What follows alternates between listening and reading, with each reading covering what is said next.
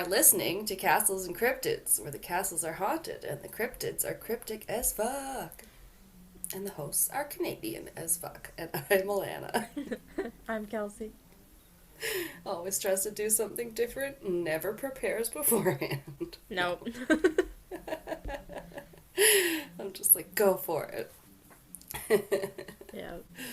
Oh, well, we're doing Hollywood curses this week. Yeah.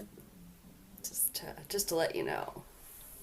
That's what we picked. Oh, and yeah, when this comes out, it is like Kelsey's birthday episode. Yay! It's just a Basically. couple days after. Yeah, it comes out on the 21st. Yeah. Yeah. Happy Capricorn season. Happy birthday. Yeah. By the time this comes out, we'll have recorded just a little mini Patreon video-sode where we're gonna make some cryptid cupcakes that we were just talking about. Yeah. Well, Maybe. we'll do some drawings first. Figure out how artistic any of us are.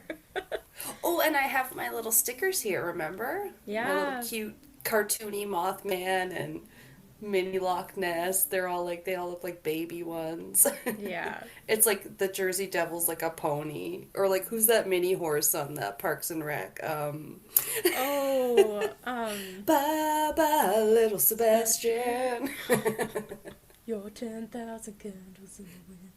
God, that's a really good song. Yeah. It always gets stuck in my head when I watch that one. I love that show.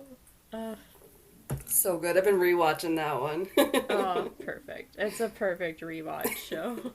Oh, totally. Just a little chubby Chris Pratt for you to make your day. He's so cute as, what's his name? Andy. Yeah. Is it Andy? Yeah. Okay. Andy and April. Just Yeah. so cute. Oh, God. Well, that's keeping with our theme. We actually are talking about Hollywood stuff this week. Yeah. Because, we obviously love movies and TV a little too much. Yeah. That's okay. It's totally allowed. It's encouraged, especially in a pandemic, for your sanity and mental health. Oh, yeah. You gotta escape somehow. One thing I have noticed about the reboot genre that I don't know, I was gonna say to you, is that every reboot I've noticed lately has had a podcaster character. Oh, really? Yes, I feel like they are like, we have to have a podcaster so everybody knows that we're modern and woke and we're with the times in the reboot. Because, yeah, Sex and the City, they just had a little reboot mini series. It's, it's like a mini season. It was called And Just Like That. Yeah. And of course, Carrie, no big spoiler, is doing podcasting because she was like a newspaper columnist before. Oh, yeah. So, yeah, she's got to do something. Yeah, now it's podcasting. Yes. And then it also comes about in Ghostbusters, the newest Ghostbusters movie that we just watched. Oh my God. I will not ruin it, but there is a very funny scene with the podcaster character. Okay. One, I could just ruin the fact that they just call him podcaster because that's his name. So, God. when I say podcaster character, literally, they just call him podcaster. So it is really cute. That's why it's got a really funny scene. And okay, what was the other reboot? Sex and the City, Ghostbusters. Oh, Dexter. I told you there's a podcaster in that one. Oh, okay. I haven't started watching it yet. But now that it's over, I can binge it. I finished it. Yeah. And that's all I'm going to say about that. Moving on. Oh. It's done now. I don't think there's going to be any more. Oh, okay. Mm-hmm. But that's okay. So, okay, I went first last time for topics. Okay, you want me to go first?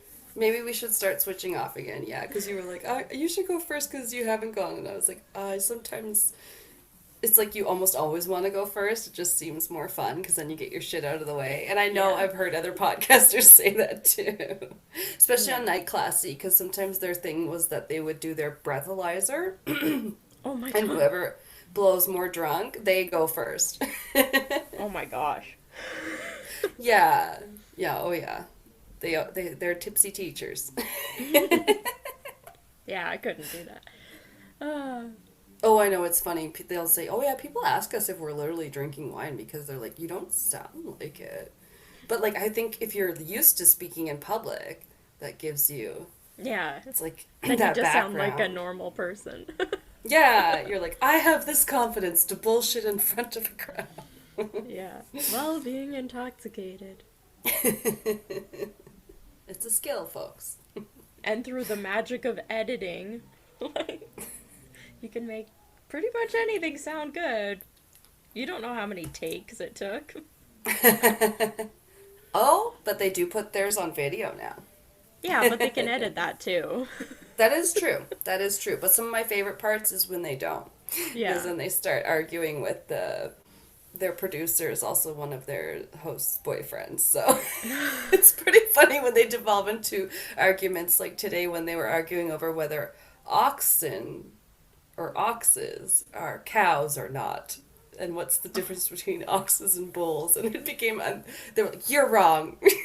Oh my gosh. It was so fun. I love a good bickering. Okay. Yeah.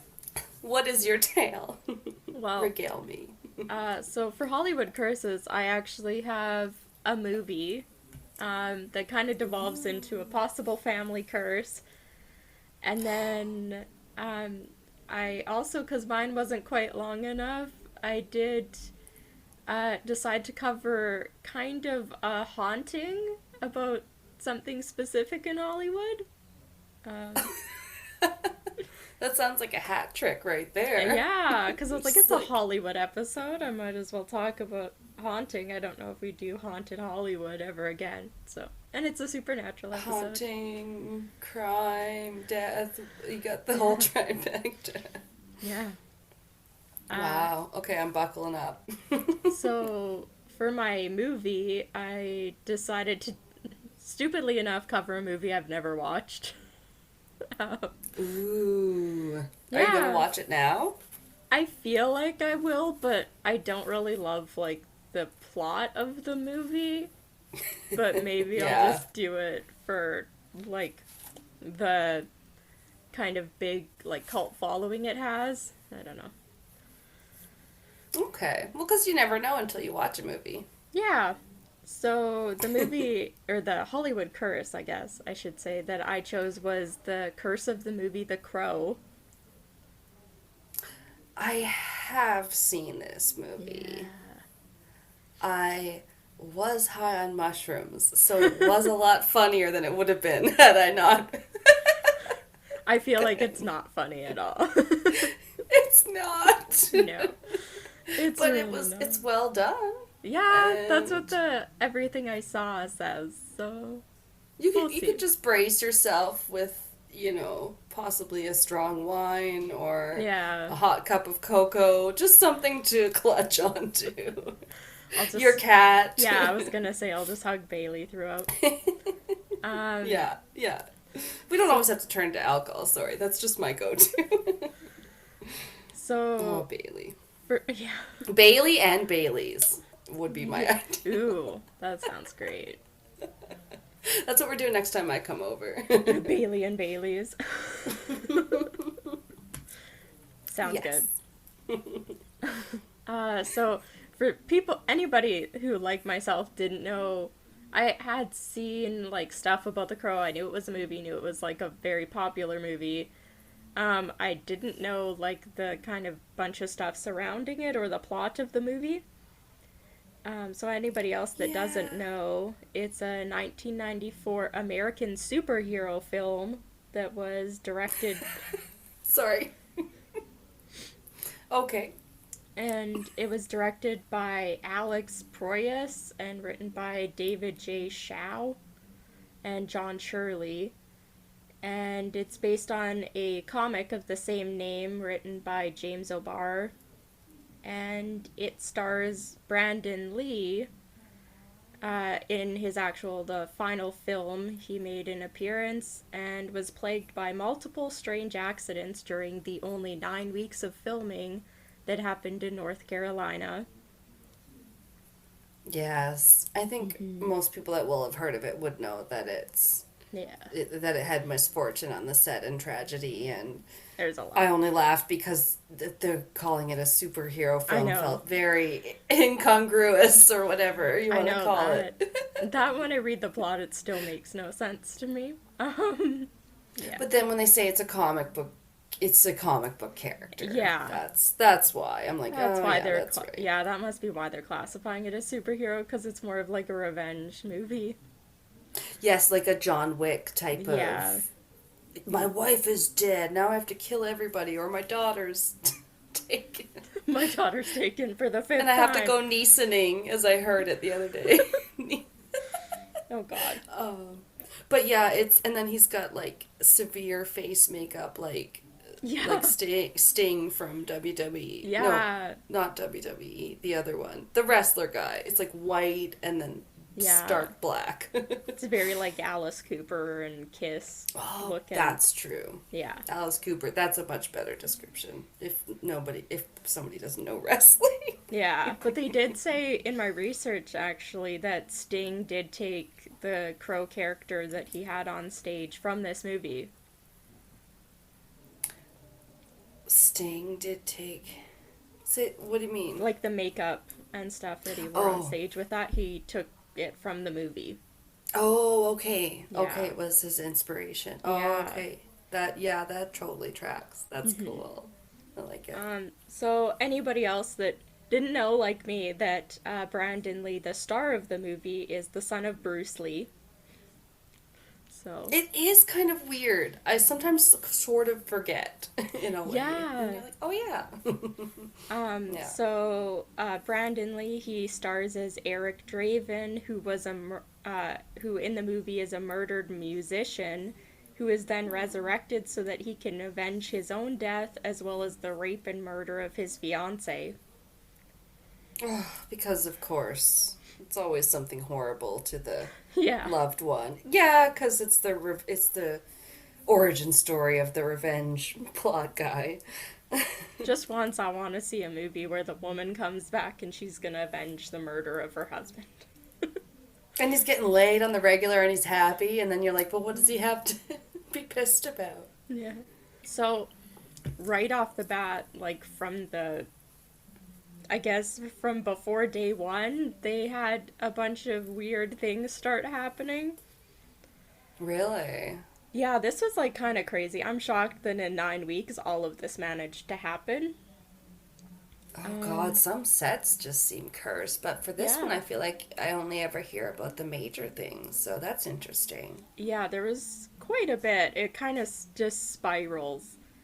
So the pre-production team or the pre-production offices, I don't think they were on set or anything at this location. I think or at this time, I think it was just in the offices still. So in the Okay. pre-production phase, they received an anonymous, like cryptic voicemail message to their offices that stated that if they made the movie, bad things would happen. And sure enough, they did. Well, that's not very helpful. No. And if it's a threat, it's also not very specific. No, but I feel like none of these things would be very hard to some of these would be very hard to purposely cause. Mm-hmm. So it probably wasn't sabotage then. No. Ugh, that's Um so weird. yeah. It's like, what the hell? Who would have the motive then to call and say that? Yeah, right? It's just that just adds like just weirdness to the whole situation. There's always some weirdo Yeah. or ex boyfriend or something. Who knows? So starting with the very first day of shooting, is the Oh, unfortunately the first tragic accident and one of but not the only like crazy violence, I guess, or like injury wise that happened to somebody. So on the first day of shooting, there was a 26-year-old electrician who was working on the set, and he was driving like a cherry picker, which I didn't know what that was. It's kind of similar to like a scissor lift kind of thing. So it has like Yes. the lift and they go up really high into the air. So he was trying to set up lights in the set, and Okay. they were outside actually, and the machine, I guess, one part of it, the base of it where the wheels are, kind of fell partway into a ditch.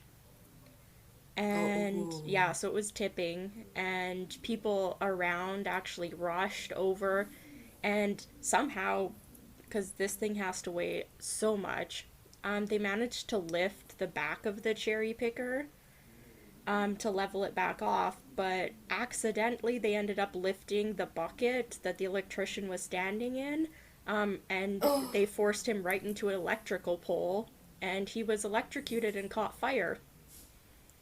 Oh my God, Yeah. no.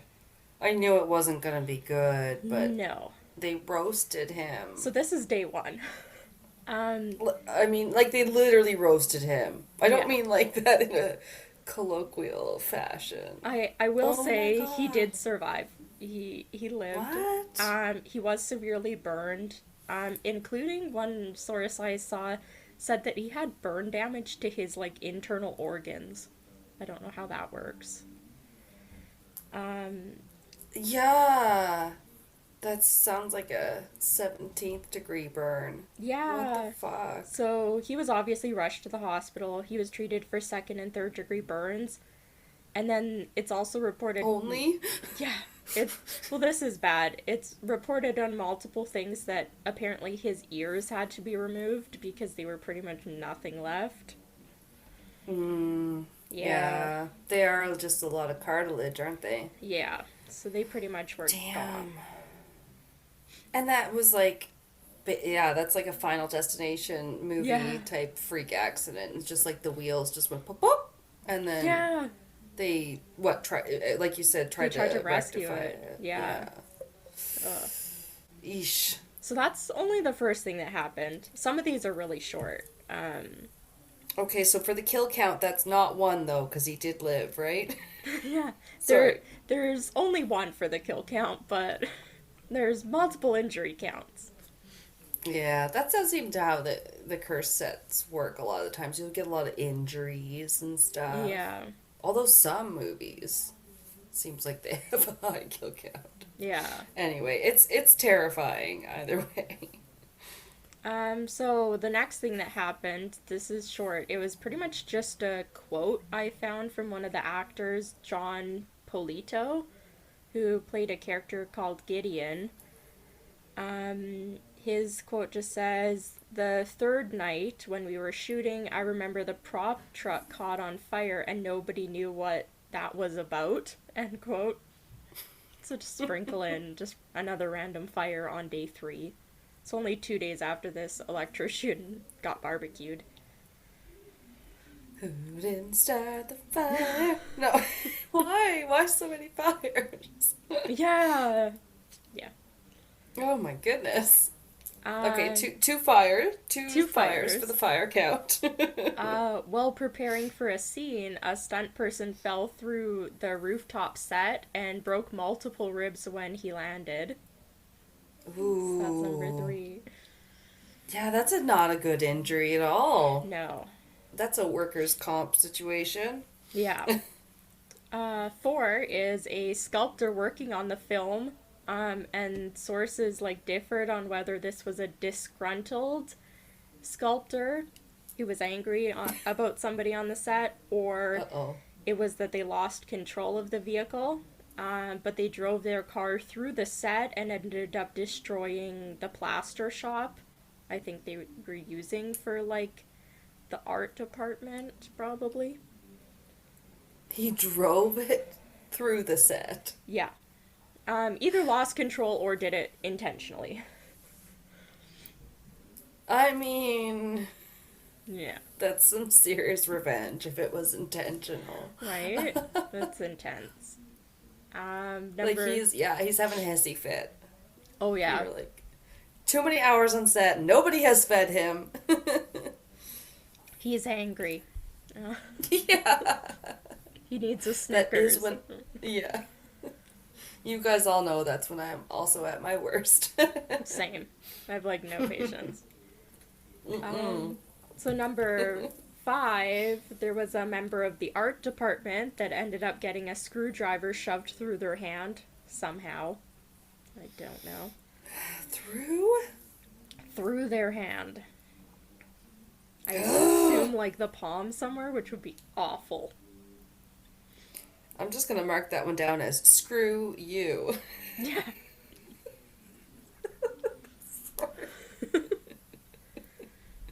Oh my god.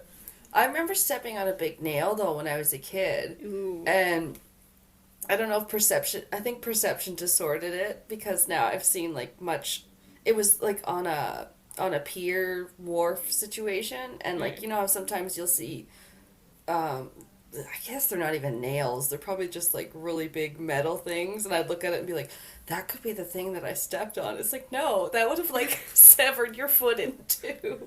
My like 5-year-old imagination thinks all these crazy Yeah. things happen to me. Or like yeah, it just blows things out of proportion. That's how it goes. That's how memory works, essentially. Yeah, it's like you're fine. You don't have tetanus. It's Yeah. probably just a little tiny. You would have known by now if you got it.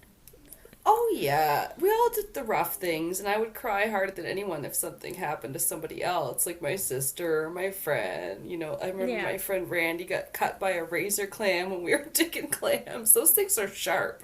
Ooh. Yeah, but I digress. So next is something that was completely unavoidable. And now for something completely different: a man with 3 buttocks. Monty Not Python. quite. So this is the fact that there was a hurricane called Hurricane Emily that plowed through the set's back lot, and then Oh shit. yeah, this is really when like rumors of the curse really spread to the public, and they were like released all the information about all the other injuries that had happened, and we're kind of like even during like production of the movie we're kind of like yeah, like some weird stuff is going on. Um, but after the hurricane, unfortunately, and possibly jinxing everything, a member of the production office made a comment or possibly released a statement saying that things happened, but it's not like anyone died. Yeah. That's not gonna age well. No. That's that's not gonna age well the minute it came out of his mouth. Yeah. Like Dude. I don't know when Hurricane Emily hit versus like when this death occurred, but yeah, very poor comment. Poor choice of words. You know, if it feels like you might be come off insensitive, it's because you are being insensitive. I'm sure in hindsight they deeply regret that comment, whoever made it. I know it can be hard, especially nowadays. Honestly, with the clickbait and the Oh yeah. whatever other terms there are for it, it's like yeah, things taken out of context and sound bites and stuff can be very not only damaging but just like fodder for the trolls to like Oh yeah. get all mad about. And I'm like I don't have time for this. This isn't good high quality discourse that's gonna help civilization. Yeah. A lot of people are afraid of that kind of discourse today, I think. They're like, you don't think like me, so we shouldn't talk. Yeah. I don't know. Or, I don't know. I just think maybe we're all painting each other with a black brush. Yeah. It's not all black and white.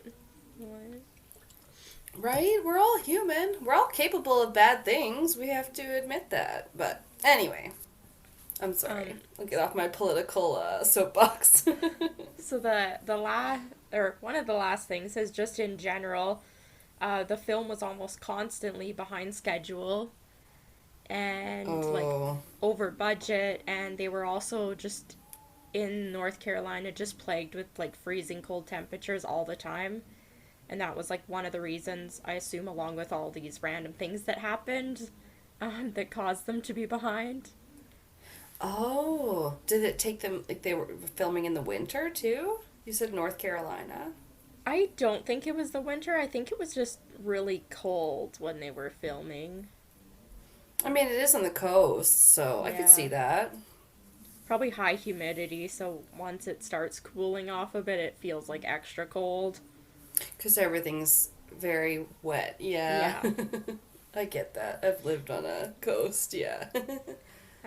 So that brings us to the last tragic thing that happened, which occurred on March 31st of 1993 during the eighth last day in shooting. So they were almost done. And Brandon Lee was filming a scene where his character dies, and his character walks into the room and discovers the wife being raped and beaten, and then a character by the name of Funboy shoots him, and that's What? yeah, they have some weird character I'm names. so sorry. So Okay. yeah, Funboy's supposed to shoot him, and that brings, so they were kind of shooting the end of the movie, or at the beginning of the movie, kind of towards the end, I guess. Right. They Yeah. don't always shoot the I mean, they practically never shoot the scenes in sequence as they Yeah. appear in the movie. And so the in the previous scene with the same gun, it was filmed using dummy cartridges, which I didn't know what any of these things meant, so I ended up looking them up. Right? So dummy Yeah. cartridges are ones that have a bullet, but the like powder or primer or what causes it to like actually do like the force that shoots the bullet out, that's normally removed.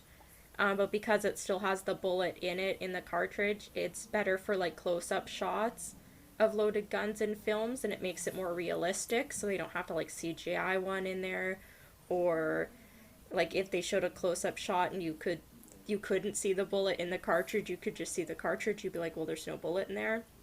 So, Oh, I yeah. wonder, is that the same one, do you know, that they call shoot like you're shooting blanks? It's That like a should be, yeah. pretend bullet. Yeah, okay. I've definitely heard of that. Mm-hmm. Yeah, there's kind of like different, because yeah, like you can remove the primer, or there's separate ones where if you need to.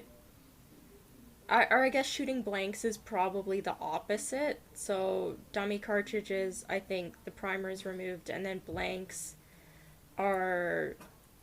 They have They don't have a bullet in there, but they still have the primer. So, it makes like the Oh, sound, but there's nothing that's okay. actually being fired. So, that's probably the blank, because I think the blanks, they want the sound. Right. More Yeah. like a. Where the dummy cartridges is more for like a still shot. You won't be like wanting to have a sound at the same time as that shot.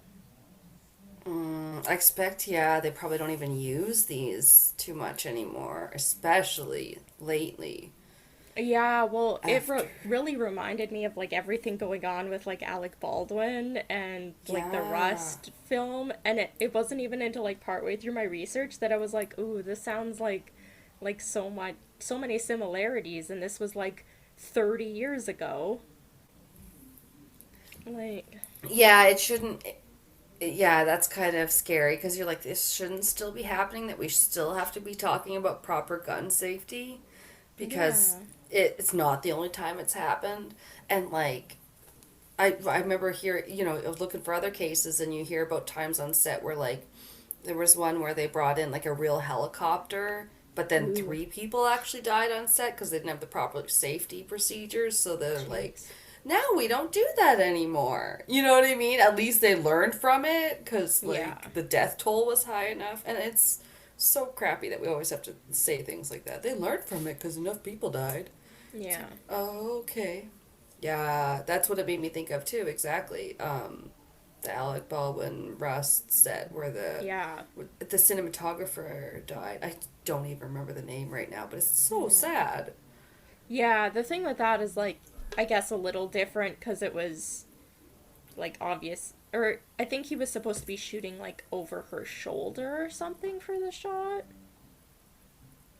And I I don't don't know. know. Yeah. Yeah. But then they were saying like he shouldn't have even been shooting the gun or like something like that. I don't know.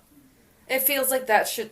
be obvious, even if we have these trick bullets, so to speak. It's like Yeah. we still probably shouldn't point a loaded gun at someone, even if it is trick bullets. Yeah, And maybe then you maybe should this. set up the shot and then like leave the camera where it is and go to safety. Yes, and I'm sorry, now I'm starting to giggle more because we just rewatched Pulp Fiction the other night, and you know Oh. the scene where John Travolta's character, Vincent Vega, just accidentally shoots the guy he's talking to in the face in the back seat because they go over like a bump. Oh, yeah. And he's like, wow, it's like, what happened? Oh shit, like it's just, I just shot Buddy in the face. Yeah. I mean, Gun safety, guys. yeah. We love you, our American listeners. But just be careful, everybody. Yeah. Oh gosh. Yeah, so everything kind of started. So the last scene, they were using dummy cartridges. So just keep in mind, there inside the gun was a bullet. So instead of using dummy rounds, the film's prop crew had actually created their own by actually taking like regular bullets. They pulled the bullets out of the cartridge and they dumped the powder charge and then reinserted the bullets back into the cartridges to use for this shot. Ugh. Yeah. So that's the scene they had shot before, and now enter Brandon Lee, who's about to shoot a scene that required the gun to fire. So they then inside, like where you add bullets to the or rounds, I guess, they loaded the gun with blanks, which contained a charge but no bullet, and allowed the gun to fire without having any projectile like being shot. But they didn't realize that the bullet from the last shot, because there was no charge, it was still stuck in the gun. And now they just added a charge behind it.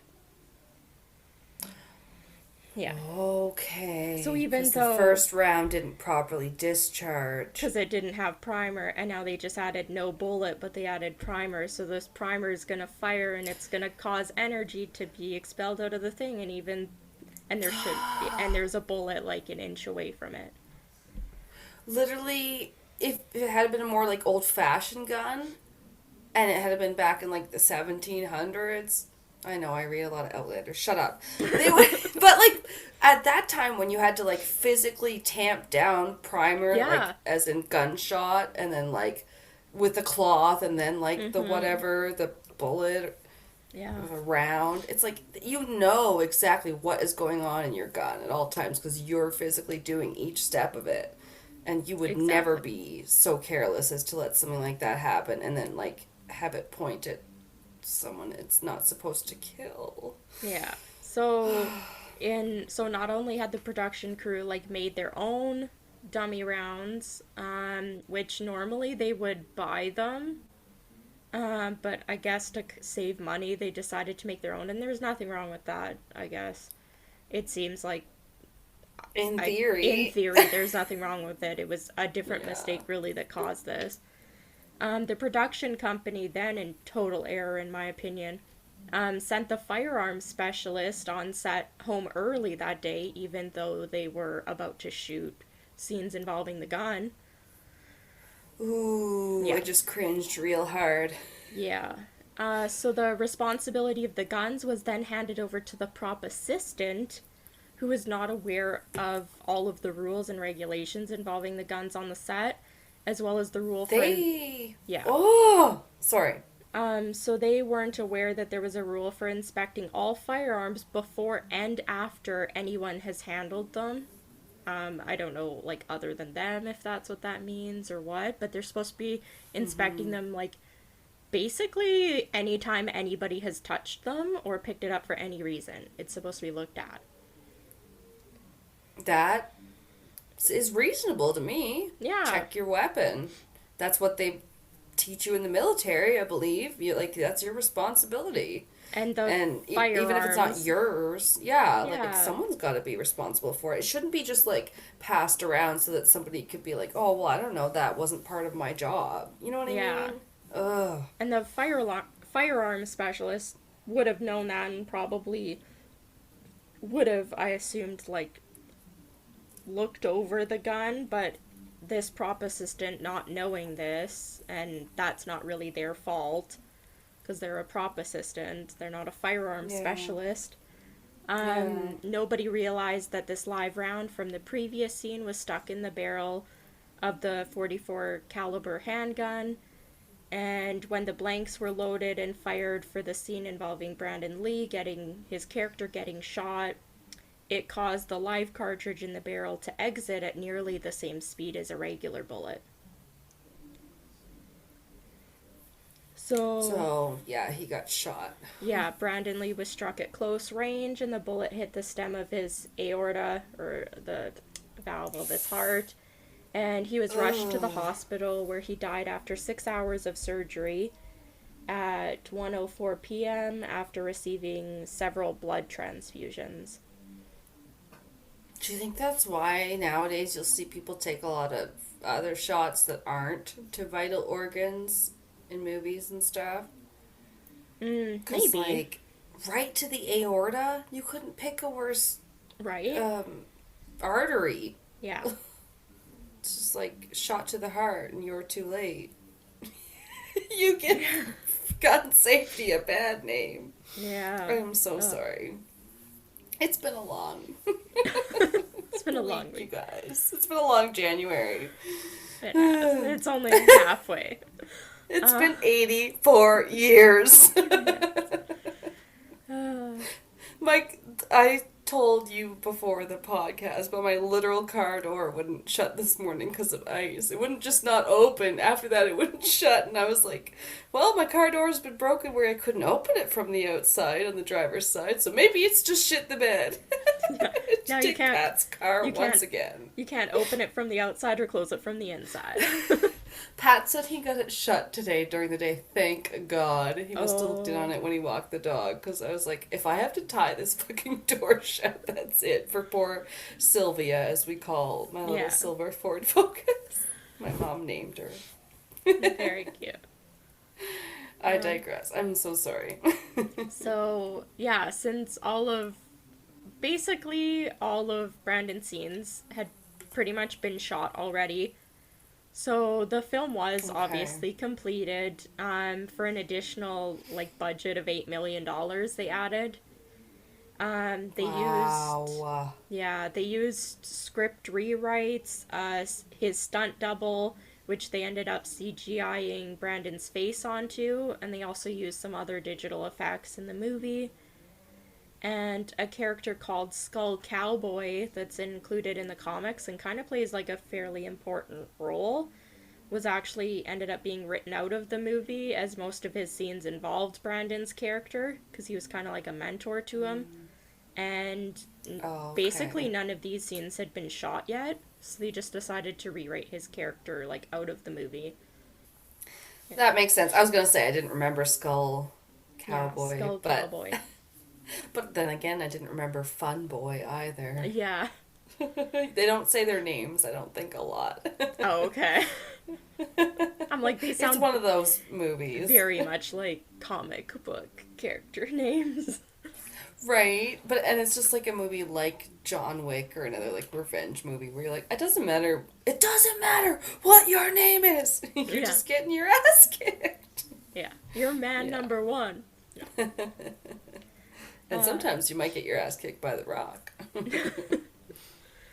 So the film The Crow was released in 1994. You know, I was going to say it's early for them to have all that CGI technology too. Yeah, that's what I was thinking. 1994, wow. So yeah, the movie was released in 1994 and was dedicated to Brandon Lee and his and his fiancée Eliza Hutton. Aww. Yeah. Upon release, the film did receive kind of mixed reviews initially. I mean, it's a comic book movie. People always seem to kind of crap on those. Yeah, it's not going to be for everybody, and it is rough to watch and stuff. So, yeah, it's action movie with a side of sad. Yeah. However, a cult following kind of later was achieved, and it left it with overall positive reviews for the tone, visual effects, and cinematography, as well as people noting that the movie most likely would have been Brandon's like breakout performance, and even critics say that this movie, his performance was better than anything his father Bruce Lee had ever released. Yeah. Ooh, that's a burn. Right? What do you call that? That's a backhanded Yeah. compliment to his dad's son. What? Okay. He's a Yeah. good actor, but like, so is Bruce Lee. Yeah, I don't know if I've ever really seen anything with either of them in it, so. Well, and he was big in like Japan, right? Oh my Yeah. God, I'll have to ask my brother. He's a real big fan. He Hmm. um watched like all of Bruce Lee's movies seem to have the dragon theme, like Enter the Yeah. Dragon and Return of the Dragon, and oh my gosh. He would know better than I do, but yeah, he was like just that iconic kind of martial arts actor that broke through from Asia to the West, and like now Yeah. you get like Jackie Chan and shit like Yeah. that I love follow in his Jackie footsteps. Chan, Oh, and totally. during the beginning Yeah. of like COVID and stuff, I did go through on Netflix and watch all the like Ip Man movies that they had, and he's the one that wasn't he like the instructor for Bruce Lee when he was like a The what teenager? man movies? What? People call them the IP Man movies, but it's Ip Man. Oh, They're I like don't three know. hour long. There's like four of them. They're martial arts movies. It's about the guy that like trained Oh. Bruce Lee. Oh, Yeah. cool. No, I haven't heard of those. Yeah, they're all like based on basically on like true stories and stuff. They're really Oh, that good. would be cool. Yeah. Yeah. I do like a good like kind of documentary. They're really well done. Just they like aren't in only what the fourth one out of them is you can watch with like English dubbing. Oh, yes. Yeah. But they're good. They're really good movies. Anyway, Excuse so me. yeah, they thought this would have been Brandon's breakout performance. The film did end up grossing, I guess, in the box office about $94 million, like overall, and they did have the Wow. budget of $23 million, which I assume included the $8 million extra. And the success of Hmm. the film did lead to three sequels as well as a television series. However, none of these ever included any of the returning cast from the original movie, and most people agree that they failed to match the first film in like reviews or like plot or anything really. It doesn't really have a cult following. Which is something that John Wick has managed to do Yeah. is have a successful sequel. Mm-hmm. Or several. Yeah. And now we're getting a fourth one. I'm so excited. Right? Yeah. Like they've definitely broken out of that. It's Keanu Reeves. I love him. I've loved him since I was a kid. I recorded a late night talk show that I still have to watch because it had Keanu Reeves as a guest and also Katrina Balfe from Outlander. But Uh, so it's going to be a jam-packed episode. Sounds great. Oh, Keanu. It's because he's got some Canadian in him. Yeah. He's just super And oh, nice. Canadian and Hawaiian. No wonder he's so fucking laid back and cool. Yeah. So people claim, or yeah, sorry. There's like weird things about the movie that people claim. I I don't really like this kind of stuff, but people claim that the scene in the movie where Brandon Lee's character Eric is shot is somehow actually the take where Brandon got shot in real life. I don't know why people kind of spread this myth online. This is like false, and everyone involved in the film is pretty offended by it. They don't like it, and they say that they made sure that that footage that was taken during that take was never leaked. They took to great lengths to make sure nobody else ever saw it. I guess other than assumed needed to see it. I see. But So yeah, people I could see why still, they would be upset. yeah, people still claim that the shot in the movie is the one where Brandon actually gets shot in the heart, and that is false. Yeah. Okay. Yeah, it's fine if it's some other kind of thing, like an action sequence that Yeah. someone's getting punched, but like, yeah, No. that would be different. I can see why they'd be like, no, we wouldn't do that. But No, some people would. that'd be pretty, like, uncaring, I think, to do. Um, Like, don't. disrespectful. I know. No, totally. I mean, I would probably get canceled, but like fucking with the WWE and the Vince, I keep wanting to say Vince Vaughn. That's not correct. Vince McMahon, he's the owner, whatever. Yeah. Oh my God, it's one. A wrestler died. He was being lowered down to the stage in a stunt. One of the Hart Oh, brothers from Calgary. I think I heard Owen about that. Owen Hart. I don't know. I'm an idiot, but he died. That something happened with the thing, and it fucking like dropped him or whatever, Mm-hmm. and like basically like that happened in front of the crowd, but they still like let the rest of the performance go on and like didn't stop the filming and stuff. And I'm not lying. This happened. It's a fact. So like I don't know why I'm No. like, oh, they're gonna cancel me because like Yeah. you're like that is very very fucking sensitive and Yeah. egregious, as some of the commentators like to say. It's Yeah. gross. Yeah, it's Yeah. gross.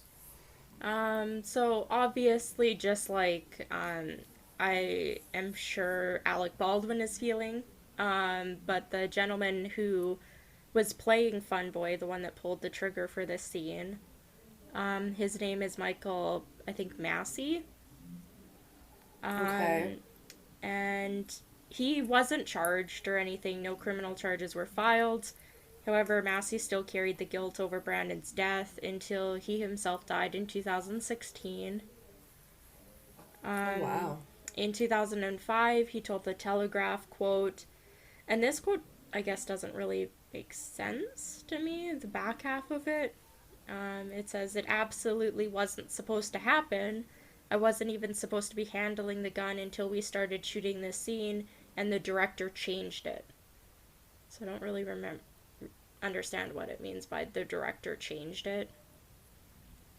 The director changed it. Yeah. The scene? Oh, I don't okay. know. I wasn't supposed to be Hmm. handling the gun until we Oh. started shooting the scene and the director changed it. I don't know.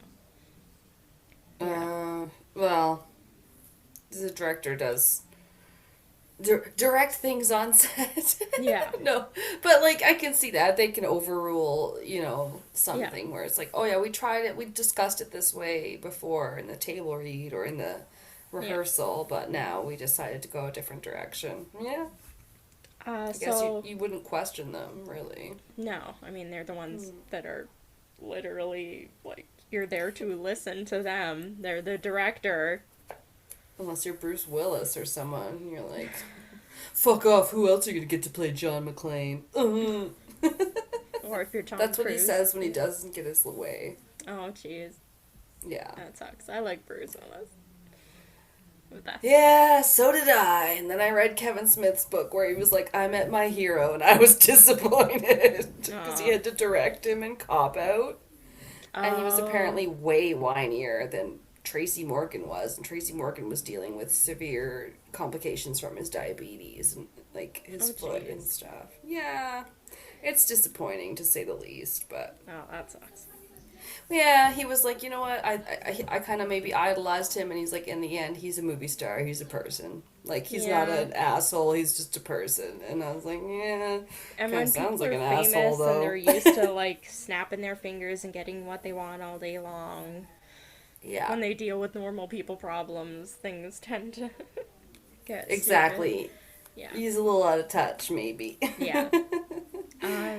So, just carrying on, Massey ended up taking several years off of acting, Okay. like following the incident. So he took a break. He wasn't in any more movies for several years. I don't have any more about him, but And I got rid of some of the, like, crow references in pop culture, because none of them really meant much to me. But the one I thought was kind of funny was that apparently Dwight Schrute in The Office says that his all-time favorite movie is The Crow. Aw. Yeah. I mean, I'm not really surprised. He said, apparently says this in season 2, episode 4, entitled The Fire, which I thought maybe was the one where he intentionally, like, sets the wastebasket on fire and is trying to get everybody to evacuate. It's not. The plot of it was kind of boring when I read the synopsis, but it's not that one. It's not the one where he's, like, heating up, like, the door handles, being like, now they're gonna know about fire safety and they're gonna follow my procedures. It wasn't that one. Oh, okay, yeah. That whole shit happens in the cold open before the start of the show. Yeah. That's a crazy one. As far as I could tell, it wasn't this episode. That's funny. Yeah, so carrying through, because then, with everything that happened with Brandon and the film, there's people that say that the Lee family in general is cursed. So I have a tiny bit about that. Yeah, I hadn't heard about that part. Yeah. So apparently it's, like, mentioned in a documentary about Bruce Lee that was released around the time Brandon was killed. So people believe that the Lee family are cursed and that the curse that killed Brandon is linked to his father, Bruce Lee. Who I didn't know how he died either. Oh shit, I feel like I should, but I don't. It's weird.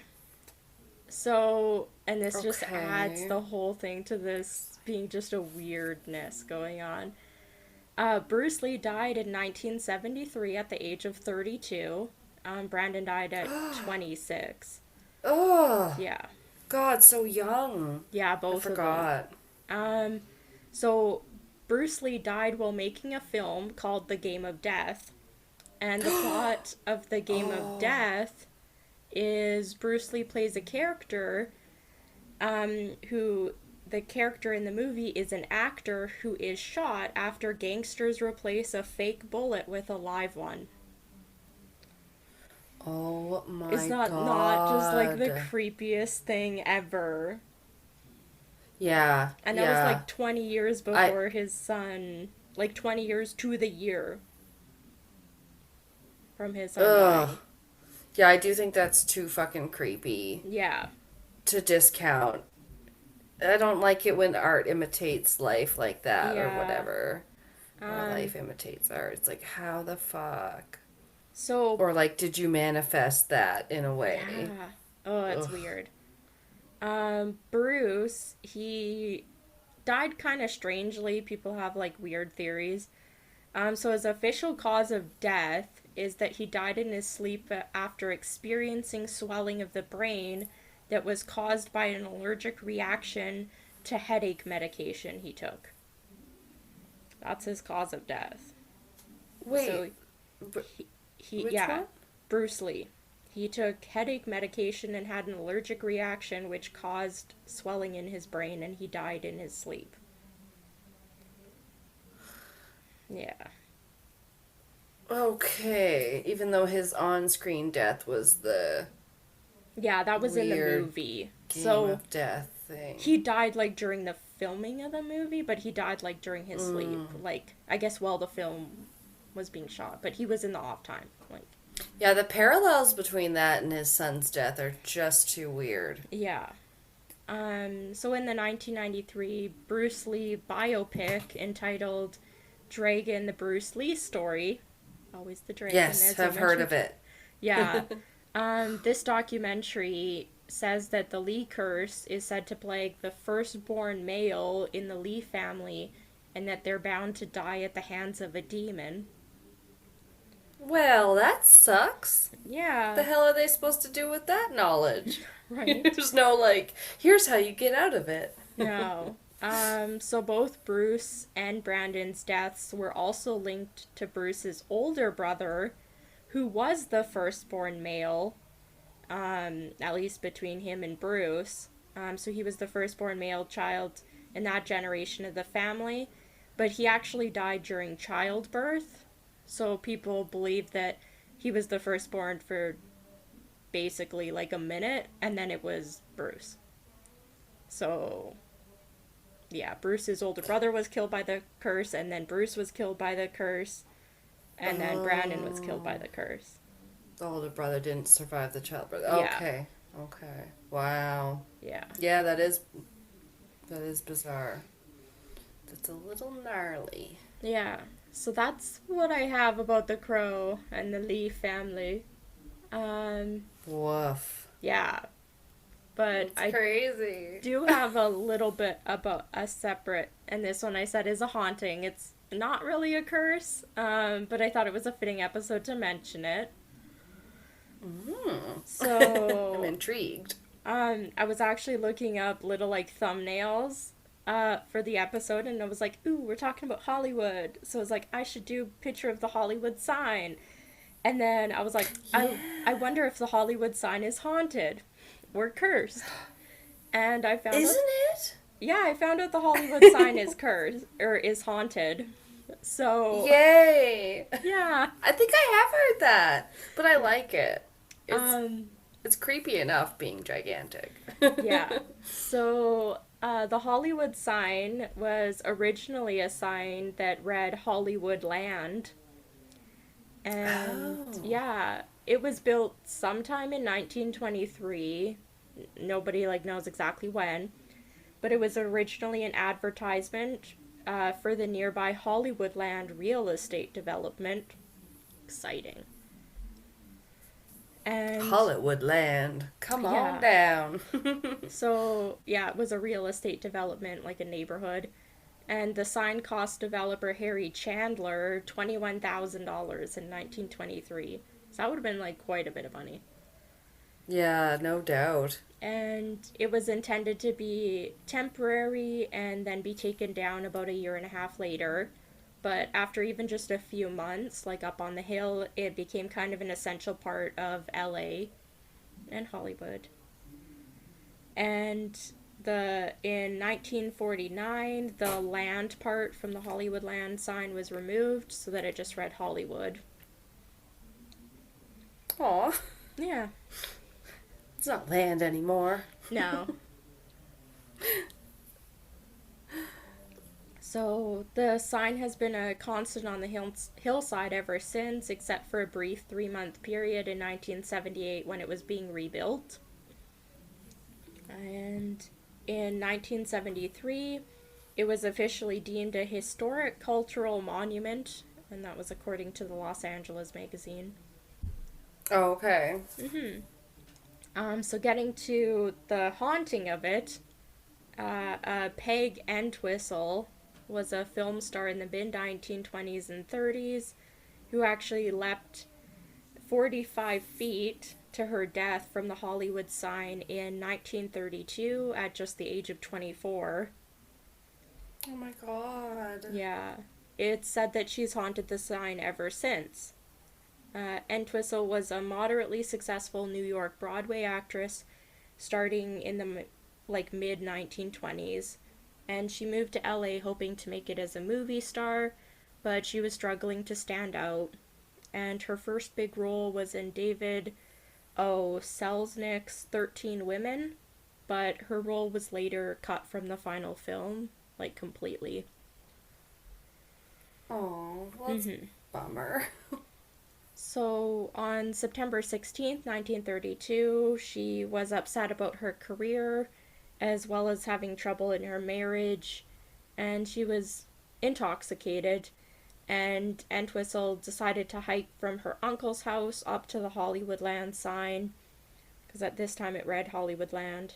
And she climbed up the like maintenance ladder to the top of the H, and she jumped off. Ooh, Yeah. that's rough.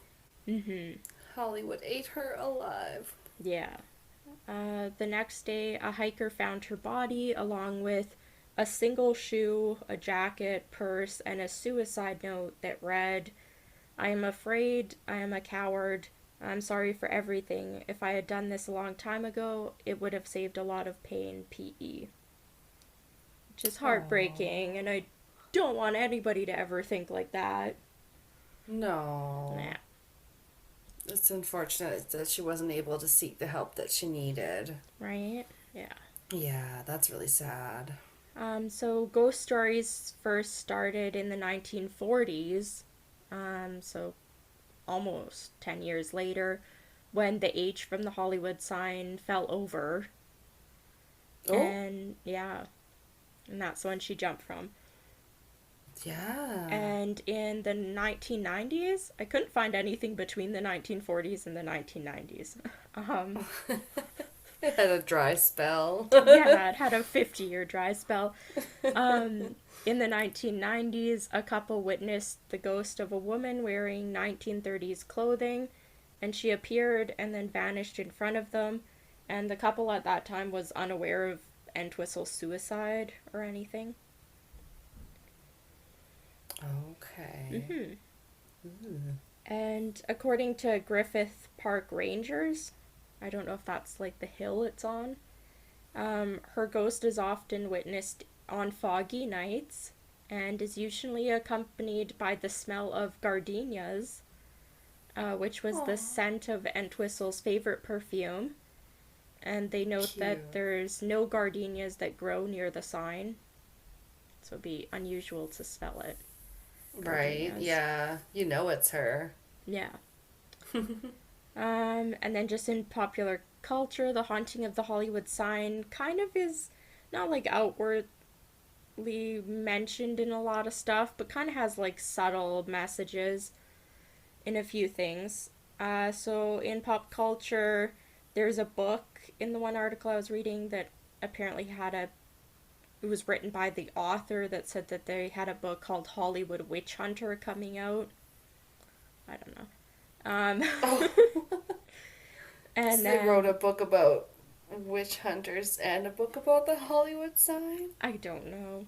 Um, and the Hollywood sign is also mentioned in Percy Jackson and the Olympians, The Lightning Thief, Oh, in which the letter H in the Hollywood sign is used as the gate to Hades. Yeah. nice.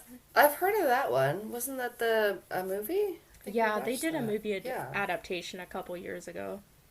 Um, in the 1998 movie City of Angels, there was angels standing over the sign.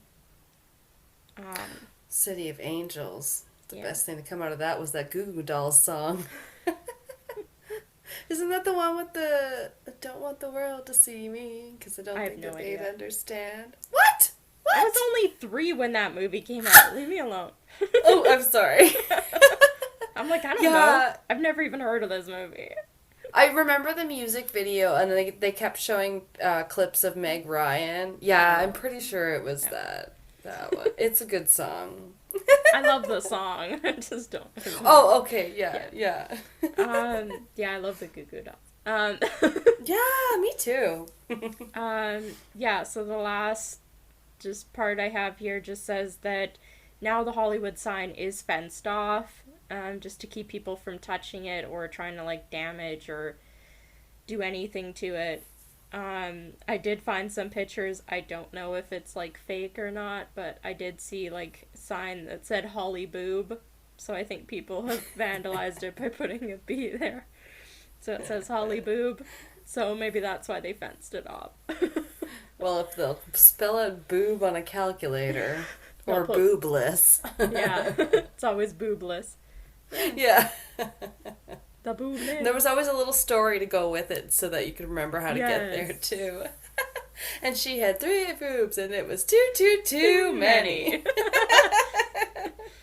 So she Oh went my to the doctor god. and they took off one less. Oh yes. Something like that. Forgot about that. Yeah. But Oh yeah, what was I listening to today? And they were talking about how it's weird how some of the games we used to play are kind of gross. I mean, everybody knows like Ring Around the Rosie is kind of like, mm-hmm. ooh, it's about the plague and it's kind of gross and we all fall down. Oh, we die. Yeah. But then somebody else was like, "Isn't it weird how like we had to learn that hangman game, and it's like guess the letters before this guy gets lynched in the background." And Yeah, I was like, actually. That's not "Yeah." great. The things, yeah, we reconsider everything nowadays, but we learn from everything. Doesn't mean we have to erase it. Yeah. As long as you learned from something, then yeah. Because if you erase it, I don't know. Does If you everybody erase it, still keep learning? you're Yeah. doomed to repeat it. If you I think forget things, you're so. doomed to repeat it.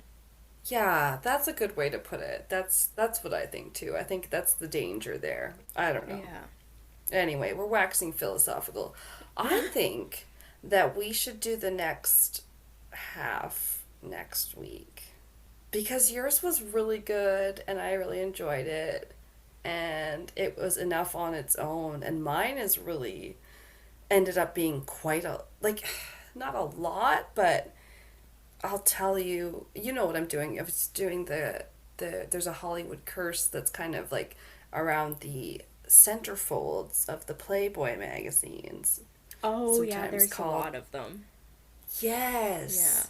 So it's sometimes referred to as the curse of the centerfolds or like the Playmate curse. So I ended up with quite a list. So I don't know. I think we might have to actually split it up to do it justice.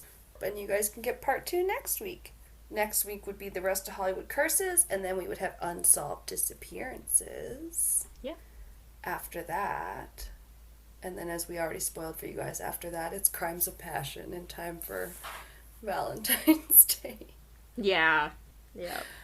No, it'll be good. All right, join us next week. Thank Yes. you. Bye.